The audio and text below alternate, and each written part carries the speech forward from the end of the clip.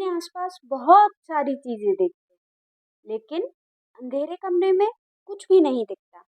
जैसे ही लाइट आती है, ऑब्जेक्ट्स विजिबल हो जाते हैं। दिन के समय सनलाइट जो है वो ऑब्जेक्ट को विजिबल बनाती है। जब किसी ऑब्जेक्ट पर लाइट फॉल करती है तो वो लाइट वहाँ से रिफ्लेक्ट होती है, और जब ये रिफ्लेक्टेड लाइट हमारी आंखों तक पहुँचती है तब हम उस ऑब्जेक्ट को देख पाते हैं। कुछ ऑब्जेक्ट्स ऐसे होते हैं जिनके थ्रू हम देख सकते हैं, जैसे ग्लास या पानी।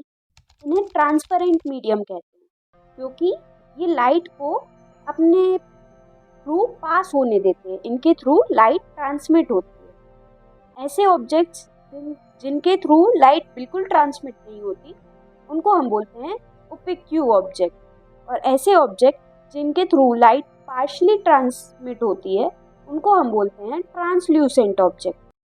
लाइट की वजह से ही हम दुनिया के कुछ अमेजिंग फिनोमिना देख पाते हैं, जैसे रेनबो के कलर्स, स्टार्स की ट्विंकलिंग और मिरर्स में इमेजेस।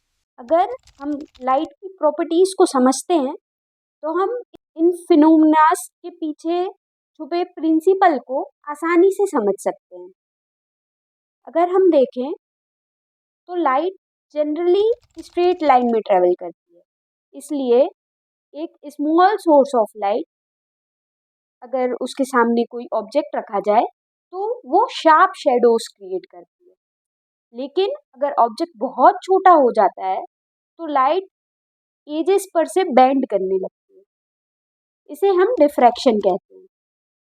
ये हम हायर क्लासेस में डिटेल में पढ़ेंगे। डिफ्रैक्शन को समझने के लिए हमें लाइट को वेव की तरह देखना पड़ता है। यहाँ से जन्म होता है वेव नेचर ऑफ लाइट का।